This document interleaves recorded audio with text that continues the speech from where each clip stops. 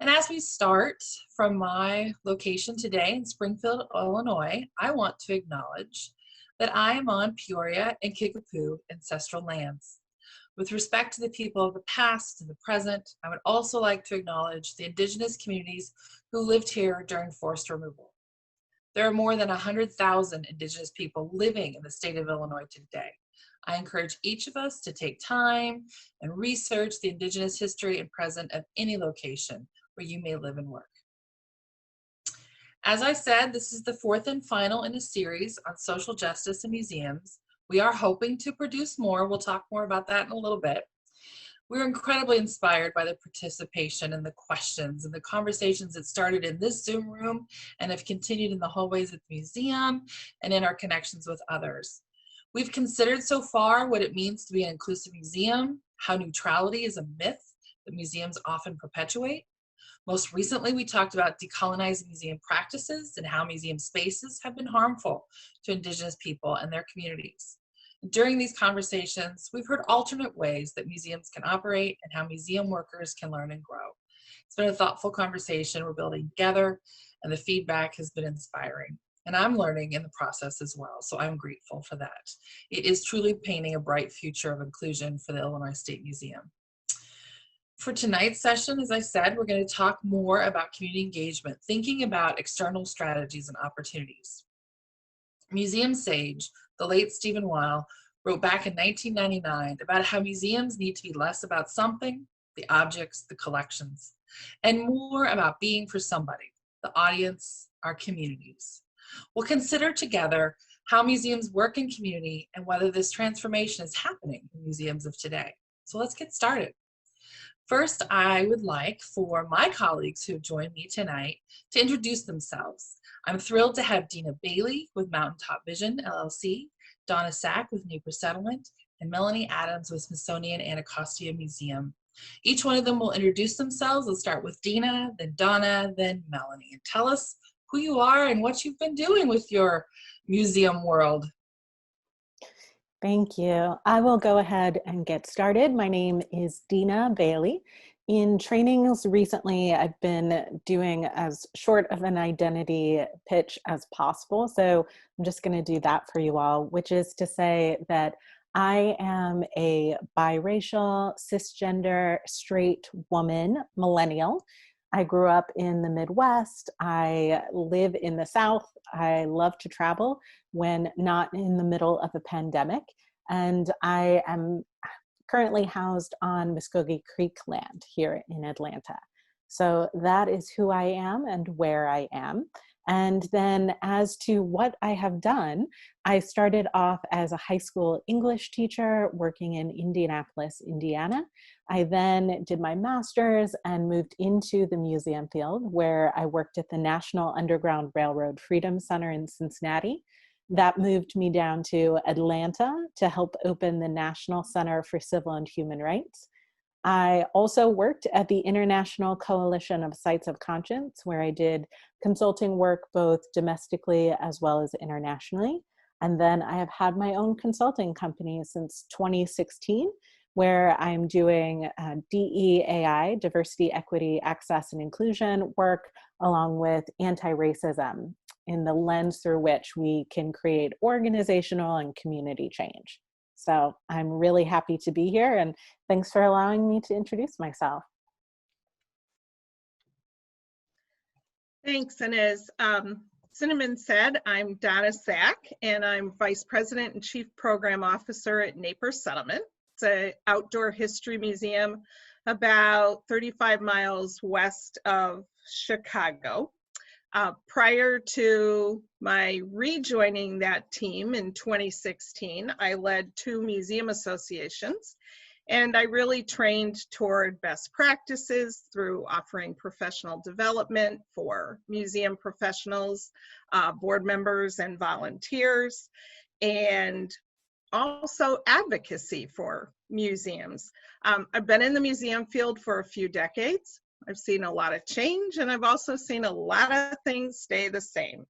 As I mentioned, I did have a prior stint at my current museum, and I think for me, since I was a teenager, I really always wanted to understand why places and communities look the way they do. How do they form? How do they change? What lies between the past and the present? I now live and work in a community that's experienced significant growth and significant demographic change, shifting in the last 50 years from an all-white community to a community that's 31% BIPOC population. So my passion is really to help to tell the story of this community right now and to connect the dots between the then and the now. And I mean all of those dots, all of those histories. And I think that museums have come a long way from the check the box multicultural experience of the 80s and the 90s, but we certainly have a ways to go. Great. Well, thank you again for inviting me. Melanie Adams, and similar to Cinnamon, I am fairly new in my role, having started at the Anacostia Community Museum back in August of 2019. And as other people in the DC area, we are located on Piscataway and Anacostia Native land. My role at the Anacostia Community Museum as director, I've always said, is kind of a dream job, because for the last 53 years, Anacostia Community Museum really has been the model for community-based museums around the country. Before joining the Anacostia team, I was at the Minnesota Historical Society overseeing their outreach and education. And then before that, I was in St. Louis, Missouri at the Missouri Historical Society for 12 years, doing a very similar position. So very Midwest based. Unlike, I think, well, no, actually not unlike, but similar to people on the panel, I do not come out of a museum background. I come out of higher education student affairs. And I think the thing that really connected them for me was exactly what Donna was talking about in terms of the work of community and how to engage community. So that's actually how I entered the field in St. Louis, was helping the museum figure out how can they better engage with the African American community. So I am excited to have this conversation. Thank you. Well, as I was preparing for the talk tonight, I turned to my trusty bookshelf to see if I could pull down some inspiration. And the book I turned to came out in 2011, edited by some of our colleagues, Bill Adair, Benjamin Filene, and Laura Koloski, In Letting Go. Great book. And in that book, there's an extended discussion of shared authority and decentralization of voices that resonated with me when I was flipping through. So I'll just share a quote. Museums are deepening their relationships with local communities. This new intimacy between museum staff and their constituents may help to break down perceived audience barriers that museums have struggled with for years: exclusion, intimidation, elitism, and disconnection. So reading this for me was a good reminder of why we're having this conversation, but also why museums need to connect beyond their walls. So I'd like to start with Dina. Maybe you can respond to this passage, share with us what a community-centered museum looks like to you and your experience. How is it different?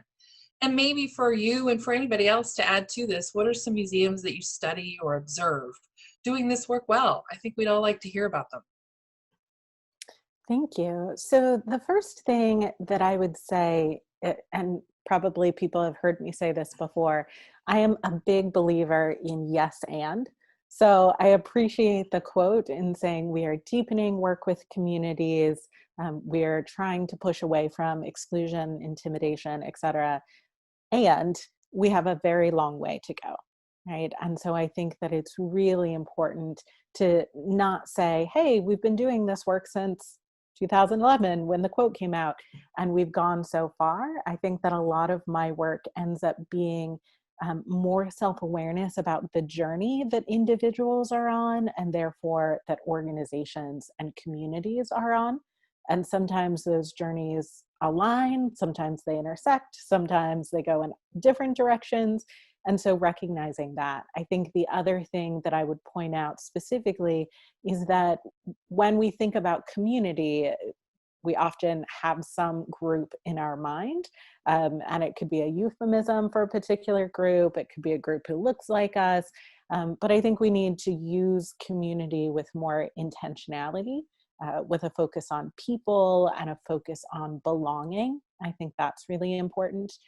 And so when I think about community-centered museums that I've been working with, I think that they are museums that are really, they really are giving up that authority. They really are becoming more facilitators or platforms or amplifiers for their various community members. And I think they're really taking equity and inclusion, especially to heart. And so when I'm thinking about that, of course, one of the organizations that come to mind is Eastern State Penitentiary, that they in Philadelphia are always really interested in genuine and authentic work. And I think they recognize where they are excelling, which communities they're excelling in, and which communities they're perhaps struggling with. And so that self-awareness is really important to me. So I'll pause there to give others a chance. Great. Well, I think very similar. When I think about community, I think we've been really challenged on that, especially during COVID. And I say that to mean because very similar to my colleagues, we shut down in March and we started throwing all this content online.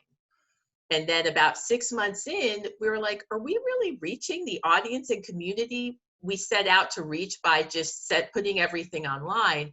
And really now spending time to step back and say, we need to be able to reach the people who live across the street from the museum. Even though we're not open, how are we reaching those people that are within more immediate proximity? And so I think that's really what has taught us, to Dina's point about how are you defining your community. And it's great that we have followers from all over the country, but I'm kind of concerned about Ward 7 and 8 in DC. Like, those are the people who are immediately surrounding us. So how are we doing this work? And when I think of who's doing this work really well, it's funny, I feel like the answer changes weekly depending upon what article you read. So, I was just reading about the work of the Baltimore Museum of Industry. And I loved what they did with their exhibit. It was, I think, Women of Iron, or Iron Women. And so it was supposed to be inside, and they immediately were able to pivot, and now it's outside on their fencing. And so I think that is, and it was very community driven exhibit. So I think those types of things, we're going to see more examples of those, because we're going to have to pivot if we're going to survive.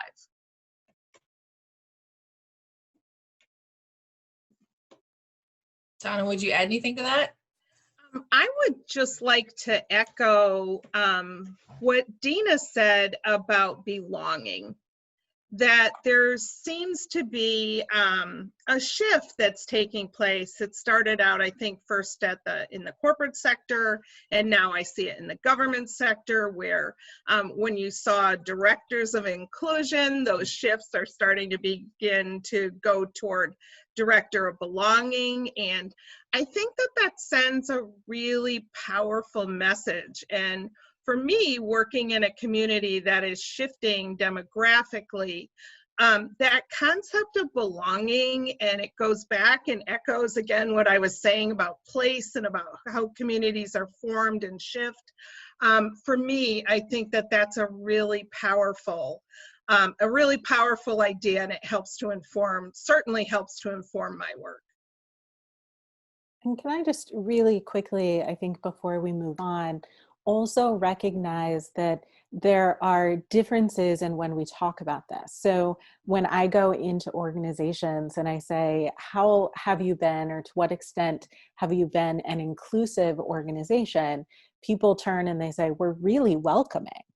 Like, I appreciate that you're welcoming, but that's something very different than being inclusive. And having a sense of belonging is also very different, right? So again, that intentionality of words and what you're trying to work toward, I think, is really important as we talk about community-centered museums. Thank you for that clarification, that addition. That's really, really helpful. Well, and I think throughout our series so far, we've talked about needs and concerns and shifting expectations of museums. We haven't talked a great deal about skills. Like, how do you do this work? How do you engage? What does it look like? It's not simply a Facebook post. It's not simply, hey, I'm going to show up at your meeting and listen quietly. What are some of those skills that you use to engage with community, and what does that journey look like? You know, how have you added to your skill set? How have you tried different things? How do you begin to connect with a new audience that you really want to make part of your story at the museum? And this one's open for everybody, but maybe we'll start with Melanie on this one. Sure. Well, it's interesting because at our staff meeting this past Tuesday, we had our founder's daughter. So John Kennard founded the museum, and his daughter wrote a book about him and the founding of the museum. So we had her come speak. And it was so wonderful because she reminded us all of the early museum educators and staff were community organizers. So they're doing everything from putting up an exhibit to helping out in the community, bringing food to this family, getting this person's son out of jail. I mean, it was just this whole variety of things. And so I always think of that, to your point of, but pre-COVID, I did try to go to community meetings, and I might have sat in the back because I'm new, I'm just trying to figure out what's going on. But it's so important for people to see you. You can't invite other people to come to your house if you're not going to go to theirs. So that is really, I think, one of the biggest things I've learned is showing up is half the battle. If you show up and they see that you care and you're not trying to do a one-off or check off a box, I think as Donna said, that's really important to people. I would just add to that I think that's also about time. We're in such a society right now that we want to do things quickly. And so when something happens, then, okay, what are we going to read? What are we going to donate to? What are we going to do? And this recognition again that relationships take time, and they take authenticity, and they take emotional labor. And so as we're deciding to be the community partners that we should be, recognizing what it takes to build an individual relationship, and then broadening that out through your organization, that it's actually an expectation to work within your museum, that you are also bonding with your community.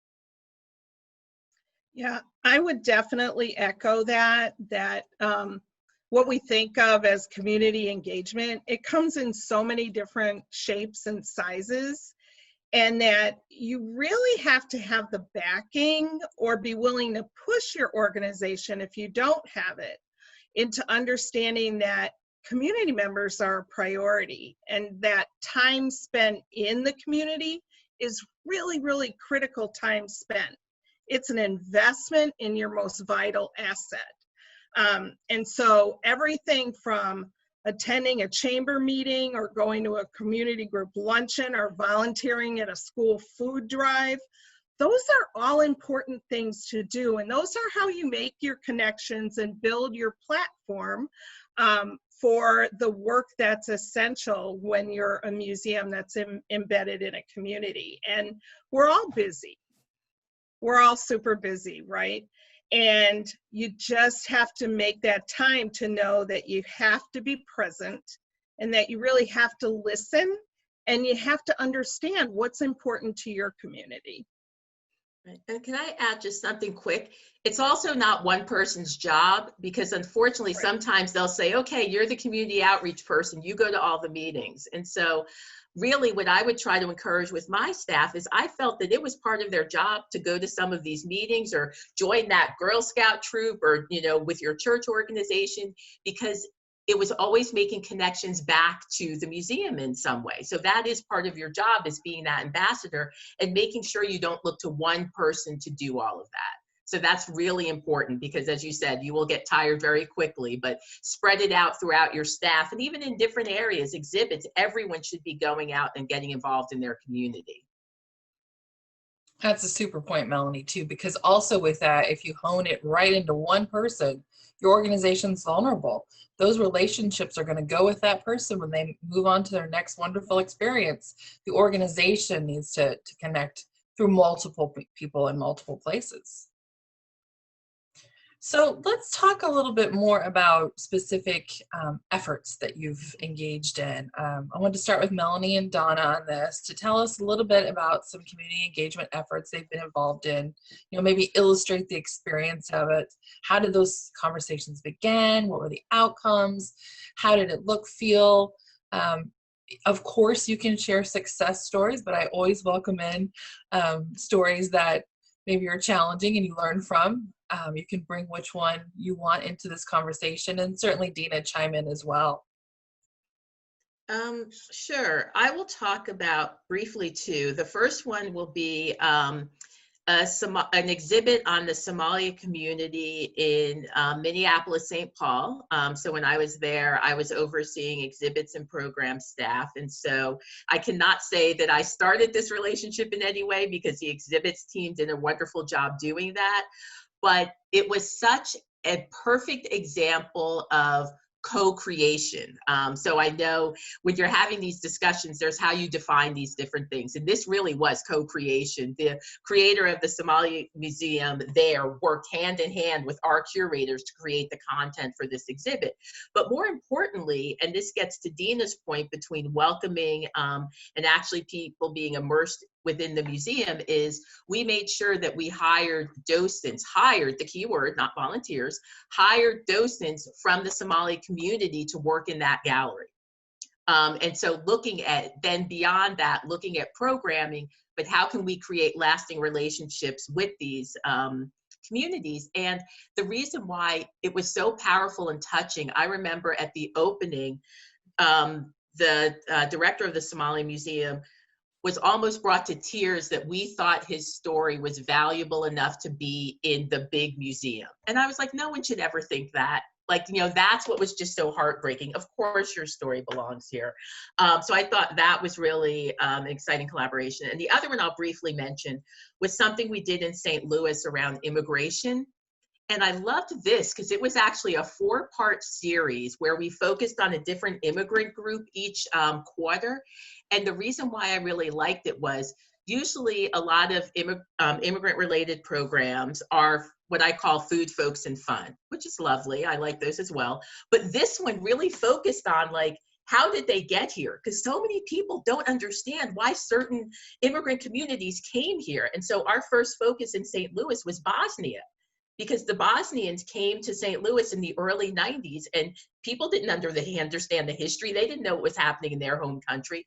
So it was a wonderful 4-part program around this is where Bosnia is, first of all, but this is why they came here, talking about their history and culture, doing a tour of the Bosnian neighborhood, and then of course ending with food.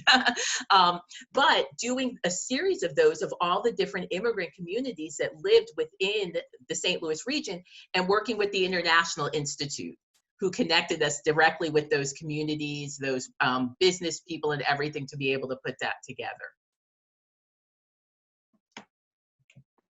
Right, I'll share a story. It's actually it's a bit of a thread here, but at Naples Settlement, the earliest major shift that we really had into community-based interpretive planning was as a result of a community-based initiative that really was the driving force to the organization changing its mission.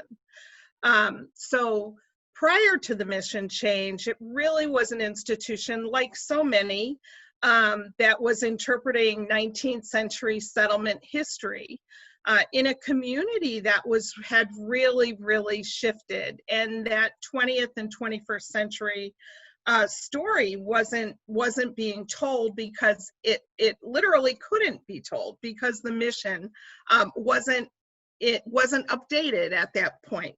And so once that update happened, it really provided the opportunity for so many richer, fuller stories to be told. And one of Naperville's key stories is that our community is 21% Asian. significant numbers of Chinese and Indian residents, both new Americans, immigrants. And so these stories weren't really represented. And so about 4 years ago, and Melanie, you might remember this, a gentleman by the name of Wing Young Huey, who is an internationally known photographer who works around topics of identity. He grew up in Duluth. He was the only Chinese kid in his school, and he was just telling this amazing story about his own personal experiences. And I just kind of held back after he talked in the back of the room and went up and talked to him and talked about Naperville and said, you know, I don't know how or why, but you really need to come to Naperville because we need to engage you in a project. I don't know what it looks like yet. And then we had an opportunity to write a National Endowment for the Arts grant. And called up Wing and said, okay, found the money, you know, will you come to Naperville and will you do a 1-week residency? And he photographed 21 different sittings. So it was family groups, it was friend groups, it was individuals, and these were all members of Naperville's Chinese and Indian community. And they could be photographed they could choose their location, they could choose how they wanted to be dressed, but they had to have an object of personal meaning. And everyone could self-select that. And we worked with a great committee out of those communities. And it really turned out that moment provided a bridge for us, for the organization, to make connections with what is a vital community in Naperville. And when Cinnamon commented earlier on about the intimate nature of this process, we did oral histories where people were sharing, to Melanie's point, how they came to be in Naperville, right? We were going into first homes that people were living in and where their families lived and worked and thrived. And it was just such an important moment for our institution and has just created a dynamic that is powerful and full, and even created an opportunity for the city of Naperville itself. We had one gentleman who said to us, I felt invisible in this community. I've been here 30 years. And like Melanie's experience, and this is really the first time that I feel like I'm a part of this story and my story is being heard. So it was really a dynamic moment, and that connection with Wing, so pay attention wherever you are, you know, is the other moral of this story. You know, just put in the back of your mind things that might work. And actually, he will be coming back again. We have another National Endowment for the Arts grant. This year, as we all know, has been difficult for a number of different communities throughout the United States. And he's going to be coming back and working with actually teenage kids in our local high schools to teach them photography, and not the cell phone kind, but how to think about how they take photos and work around topics of identity. So we're really excited about that. Well, and Dina, I think a lot about, as Melanie and Donna are talking, I think a lot about how you've worked in communities through your various points in your career. And there are certain skill sets that you take with you. What does it look like when you are the individual brought in to start a conversation that may be difficult, or maybe you don't know where the players are and where the landmines might be? Because sometimes these moments can happen, especially when an institution has not been listening or folks haven't been showing up. What are some of those navigation points you've become really skilled at? Of course. Thank you. I think that when we're thinking about practical skills, it is, again, we're going to say this over and over about relationship building. Some people are more naturally adept at that than others. And so when you're thinking about building relationships, I think you have to recognize, that it is a one-to-one, right? Even if you're in a small group, you're building a relationship with one person at a time. And that's really important. I also think that it is really being present. I think Donna said that as well, that you are there, you're in it, you're really being vulnerable yourself, right? Which can be scary, but I think recognizing that people that you're speaking with may in fact be more wary or more skeptical or more worried than you are. And so in recognizing that, just giving a lot of extra care to that, certainly.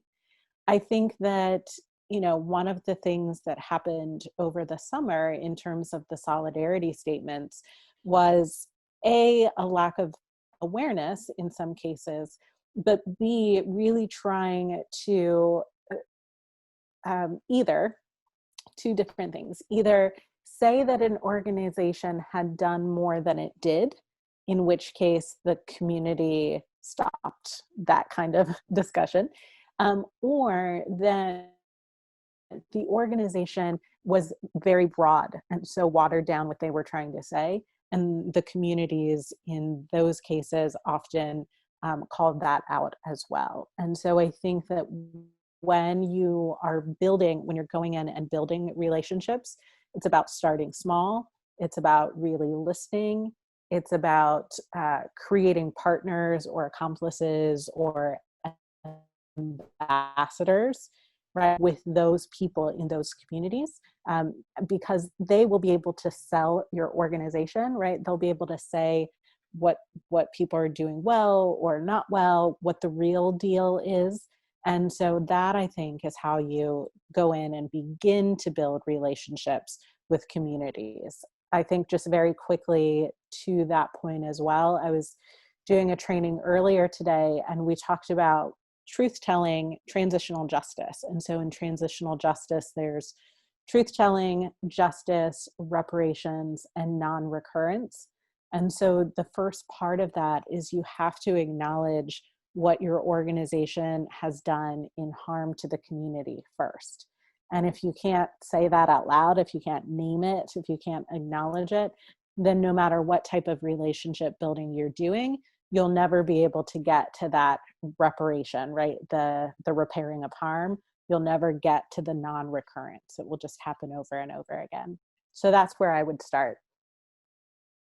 Well, and I think in addition to that, and this ties exactly into Dina's comment about recognizing the harm you may have done to the community, with a lot of our institutions and a lot of people in the chat as well, we're the elephant in the room. Like, we are the biggest organization in there and we come in and suck up all of the air.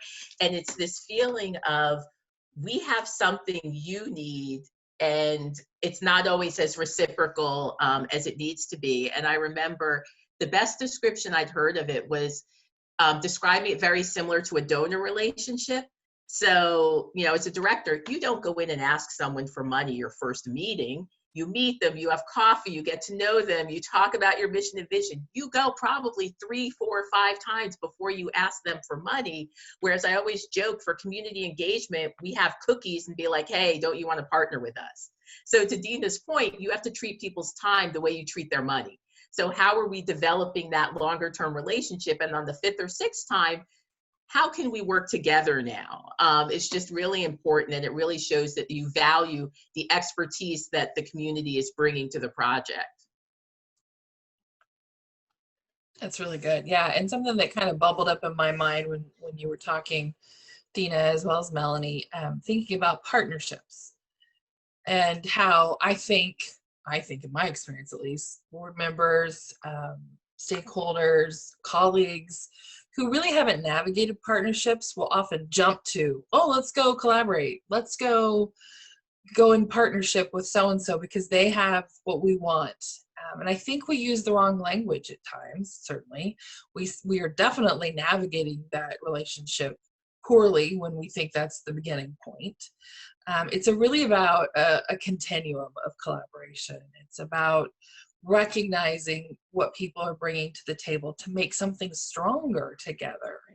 And I'm just wondering if you have examples of community-led projects where when you joined forces, brought something to the table that you shared, others came in, and lo and behold, through that mixture and through that commitment, something glorious was born. Are there any examples like that you could share?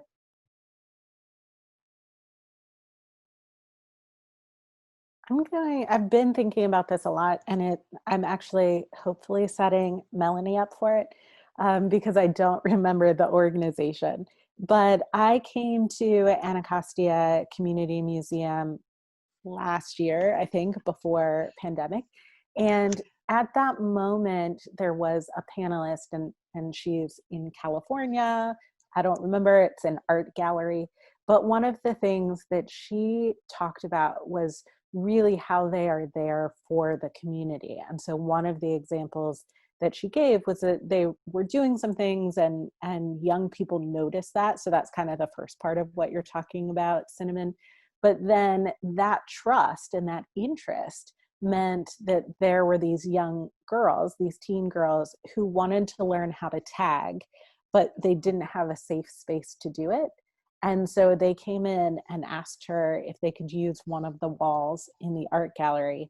And, she's like, yes, of course. And so that's what I think about as well, in terms of people are watching at all times. And even if you're not consciously aware of them, they may be aware of you. And when they come and ask you for something, if you can do it, then you should do it, because it only builds something really amazing, I think. I love that example because it's exactly what you said. It's yes and. It wasn't a let's go through the policies and who's going to repaint the wall and who's paying for that and just all these things. It's like, yeah, sounds good, just do it. So I really appreciate that example. And I think that we need to do more of that as opposed to putting up these walls or these barriers, because a lot of times the community knows what they want to do, and we have to be really careful and we don't box them in. Like I know when I was in Missouri, we created a community partners council, because what we were finding was we would have an exhibit, let's just say on Carter G. Woodson. So we would go to the African-American community and say, okay, you're going to be our Carter G. Woodson exhibit. But then when another exhibit comes, we're like, okay, now we're going to go to the Jewish community. Now we're going to go to the Hispanic community, not realizing their overlap. And the way this sunk into me was I was getting my hair braided, and my braider's husband was like, hey, I was at the museum seeing an exhibit. And I was like, oh, were you there to see, I think we had a Tavis Smiley African-American exhibit. He's like, no, I was there to see the Napoleon exhibit. And I'm like, oh, they're from Haiti, French. That makes sense. But that overlap, like we had boxed cultures into one specific box. And by doing the community partners, then we just started talking to them about everything they were doing. It's like, you pick where you want to be involved. We're not going to tell you where you should be involved.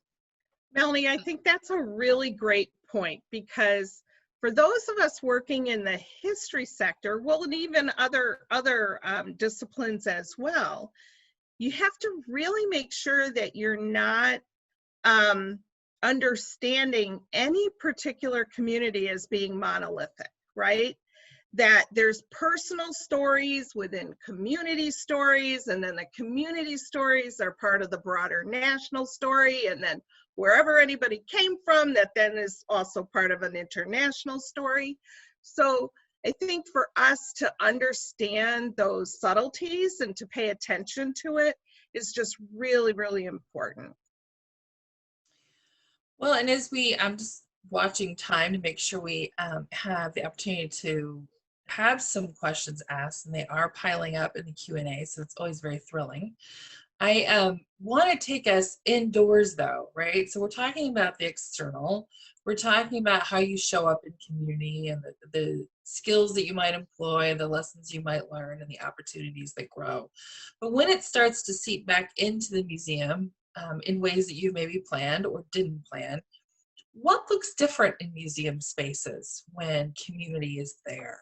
engaged, participating? What looks different?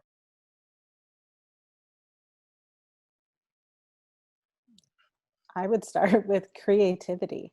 You know, when I see and work with organizations who have brought community members in from the beginning, whatever the original idea was, that what ends up happening is 10 times better than what the original thought was.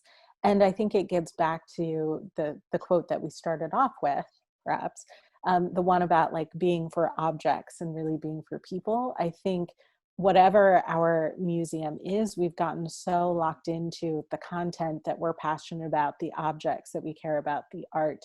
And so we, you know, just to be honest, we do things that we think are really interesting. And therefore we think that everyone else is interested as well.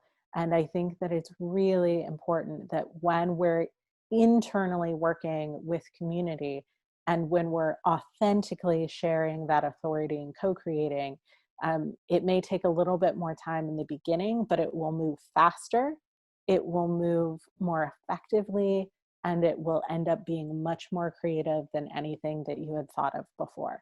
Even if you think that like there was a mess at the end, right? It's going to be a beautiful mess in my mind, because people learned so many lessons. So that's what I give. I also think you have a really great, what I've discovered is it seems to be more intergenerational learning that takes place when you're working with community. And the quick example I'll give again with the Somalia exhibit in Minneapolis-St. Paul. So Ilhan Omar, who's the representative, she was in the exhibit, and her father was like so proud and was talking about her and pointing out her picture, but he was also like telling the stories of coming to the US during that time. Whereas, you know, how many times had maybe his kids been like, I'm not listening to that again, versus, you know, really being able to share the stories. And it seems like it's so much more intergenerational storytelling happening because they bring their family to the museum to see their story on the wall or in the program. Yeah, there's a spontaneity that happens, I think, when it's just organic, that is really can have some exciting moments to them. And an example that I'll use, it's a story that relates to our exhibit where we featured our Naperville's Chinese community. We were having a presentation, a lecture, and one of our community members was just talking, and somehow he brought up the fact that when he came to America and when he left China, his mother put him on the plane with a typical 1980s orange rice cooker. Because in her mind, she wasn't sure that he could get a rice cooker in the US. And so it's now, you know, 2017, and the rice cooker is still in his house. And it's making his wife crazy. She would like to see the rice cooker gone. And we just looked at this gentleman, his name is Bill, and we said, Bill, we would love that rice cooker. And he looked at us in the middle of, you know, 100 people and said, are you kidding me? And we said, no. That is an absolutely amazing artifact. And the story that you can tell around it, that we can then tell on behalf of you and your family. And it's just this amazing story. And the rice cooker has actually taken on, in some ways, a life of its own. It's been featured in our magazine, but it brings home how these objects and family stories and stories that are told are just so important to who we all are. And it was just one of those great moments. That's an incredible reminder, Donna, because many of us come into museum work because we like the objects. We're really into it. And the collections form the core of most museums. But we've worked really hard over the past 150 years to strip away the humanity of those objects. Yes. And it's the only way we can get to the stories about those pieces is through the people and working with them and building trust. So thank you. Well, that's become a new policy for us, that we won't take an object unless we have the story and unless we have that statement, right? So that there is that human connection to it. Otherwise, 100 years from now, someone will look at a shelf and go, what is that? You know, why do we have an orange rice cooker here? But the story is really about the Liu family. Mm-hmm. Wonderful. Well, I want to switch to Q&A, but I wanted to see if there's anything else any of you would like to share as we move to the participants. No? Good. Great. Thank you. You painted the story perfectly. Well done. I'm so grateful for you and your time and your experience and intellect. And like I say, I swear every time I learn something new, and I'm very fortunate to spend time with you tonight. So wherever you sit now, participants, clap your hands in gratitude for Melanie and Dina and Donna as best as you can for being with us tonight. They're truly outstanding leaders and thinkers in the museum field today. So pay attention to where their careers go. As we head into the Q&A too, I just want to let you know that Elizabeth is going to drop into the chat some ideas we have for future topics. We want to hear from you. We're of course doing a survey. We do one afterwards, and you'll have a chance there to respond, to offer your feedback. But we just love to hear and collect in the chat what ideas you'd like to hear through this format in the future. We'd like to keep this series going. This one was a 4-parter focused on social justice and museums. There's a lot more to be said about this work, and we could go on, but we really want to hear from you. So please take the opportunity to drop ideas in the chat. Of course, always visit us at illinoisstatemuseum.org. Follow us on social media. We're everywhere. We're very active on social media. And of course, if you want to get those personal updates, joining our friends group, the Illinois State Museum Society, is always welcome. So let me now pull up the questions. We have a really good one that I think helps stick back into something we talked about earlier on. Let me see if I get this characterized right. So when we think about an organization and how an organizational structure might sit within an institution, what's the effective distribution of community-related activities within the job description, across the staff? You know, we talked at the beginning about setting it in one person as a vulnerable decision that other people should be involved. And so the question is, when you say you do these things, who is the you? Who are those roles? Who are those folks getting out there in community? And is it something that just rests with the curator or just with the educator types? Maybe say a little bit more, Melanie, about who you've deployed, if you will. Sure, and usually it's a natural selection. So it's not like sending someone to talk to the Boy Scouts who may not have a scout him or herself. So it's really like a self-selection. Like the way I did it in Missouri, it was like, everyone tell me what organizations they're involved with. Like that was where we started. Which organizations were you already involved with? And as we would look at creating partnerships, it's like, who is interested in this? So it was never kind of this assignment type of thing. And on the curatorial and exhibit side, it usually was based on who the curator was working on that exhibit. But it is really important that it should just be a natural extension of what they would normally do, because again, that helps to develop the relationship and trust between the organization and the museum. So that's really important. And I know they said, you know, how does this fit into their time commitment? I feel like, and I am not the best person for work-life balance. Like my husband said, COVID was one of the best things that happened to me because I'm actually home now. So I was always out in the evenings, but I think it's really important.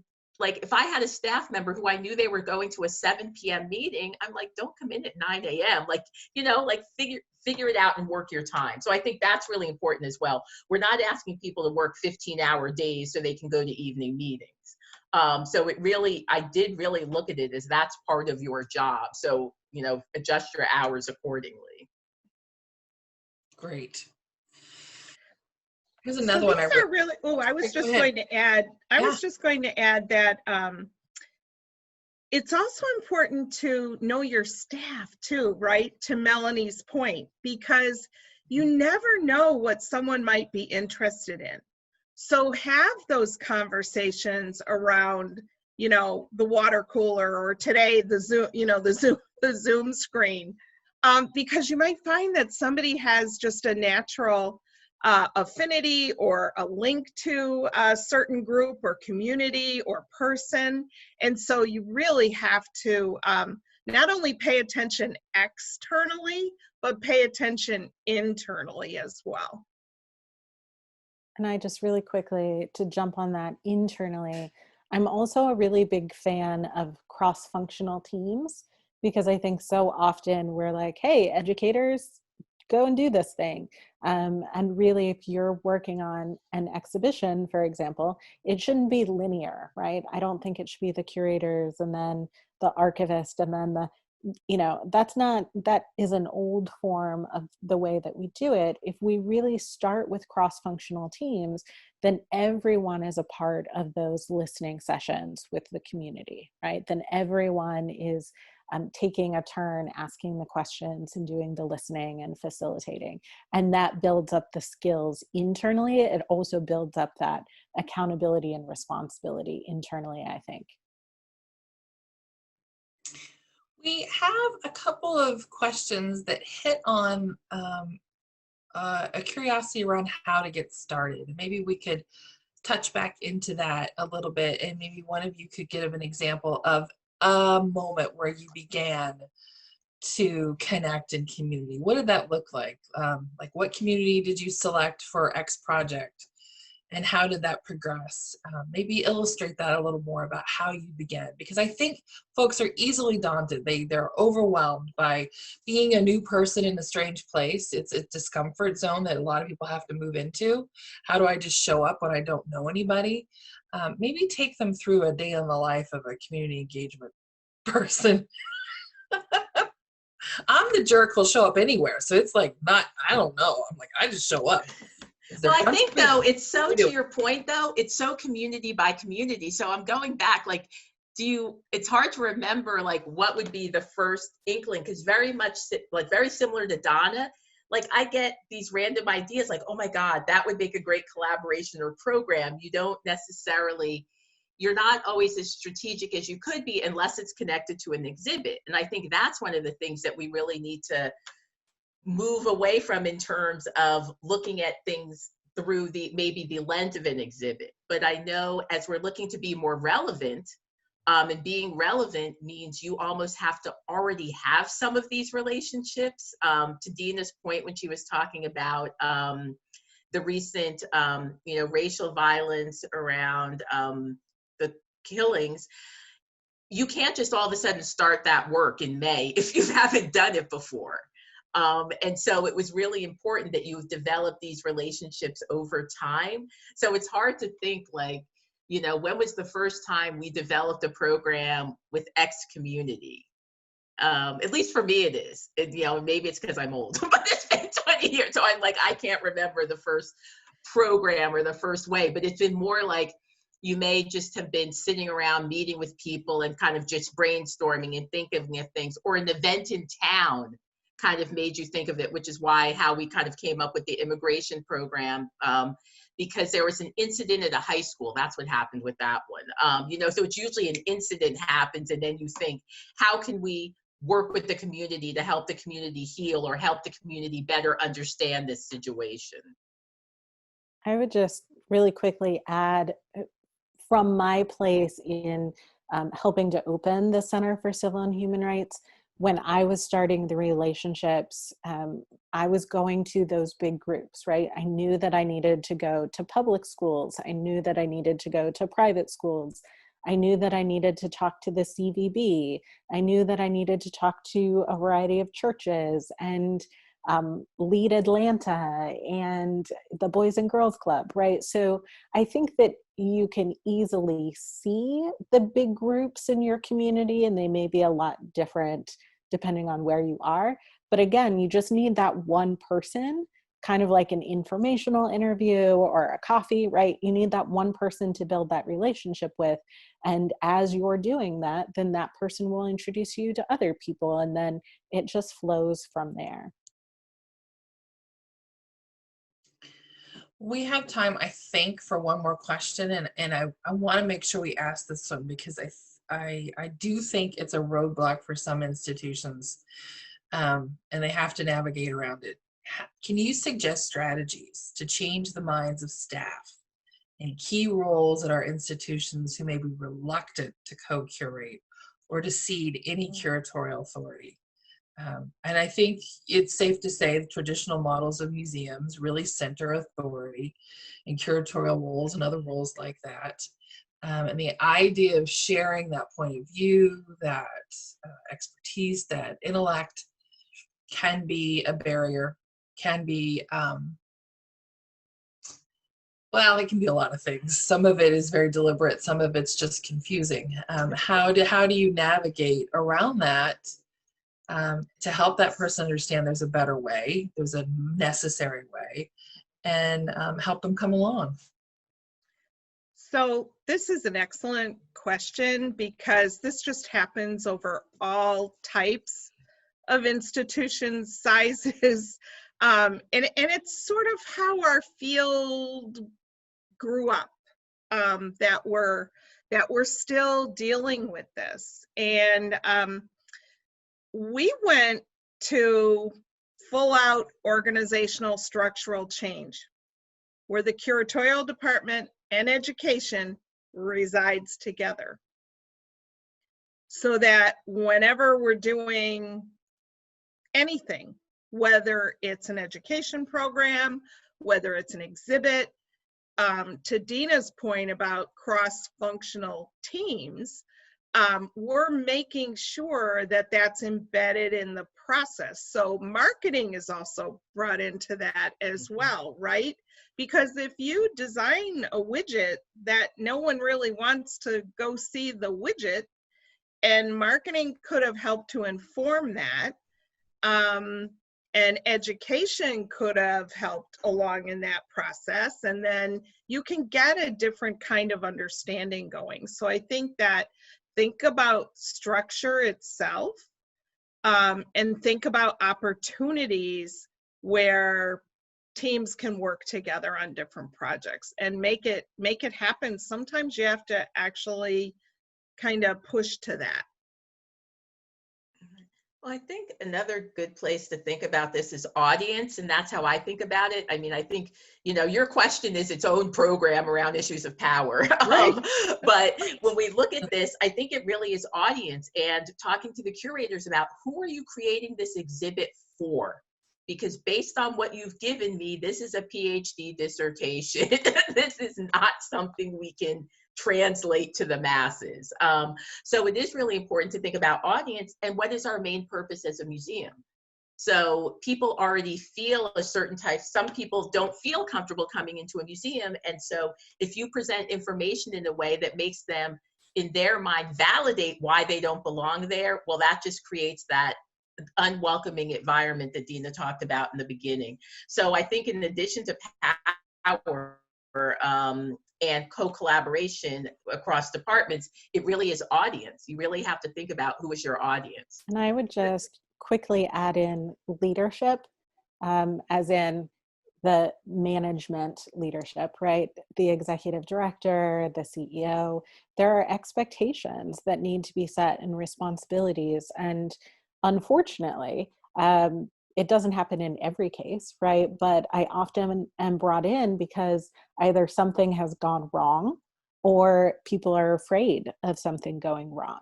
And I think that it behooves an executive director to be paying attention to what's happening in our field and knowing when that moment is to change those expectations, to have those hard conversations with people. And I think the one thing I would add that I've learned is that the community will tell you what it needs to look like, how they want to. If you're listening and you're paying attention, they'll tell you how they want to see it go down.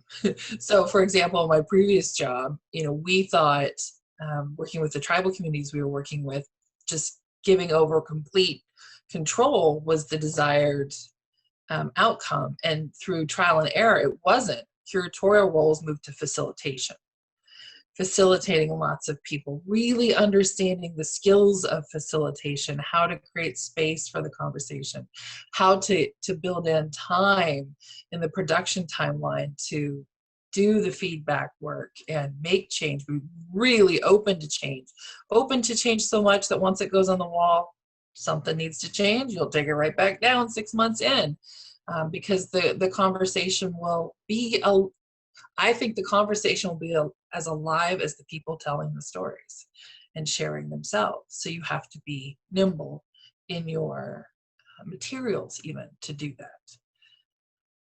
Communities will tell you a lot, won't they? If I could just add really quickly, because I was looking at the Q&A about budget, right? Oh yeah. With COVID, now is the moment to be really creative. Now is the moment to be really nimble. Now is the moment to bond with your community members to lift each other up. And so rather than coming from a place of scarcity, right? How are we going to do less with our smaller, or more with our smaller budget, or less with our smaller budget? Really saying, how are we going to share our resources together, and look at this from a place of opportunity and growth rather than a place of scarcity. Exactly. What a perfect way to end, Dina, bringing it home. Thank you for that. I think we've had the conversation of my dreams, and I think we have navigated the topics in this 4-part series, and hopefully for the participants, they can feel something tangible in what they can do and learn and grow from. So with that, I thank all of you for joining me tonight. I thank my colleague Elizabeth Bazan for running behind the scenes and making this smooth. I see a lot of our friends and colleagues on now too, so thanks for joining. We love that. We love having folks cheering us on. And have a wonderful, safe holiday season at home, behind closed doors. And take care of yourselves, and we'll see you virtually very soon. Thank you. Thank you. Thank Bye-bye. you.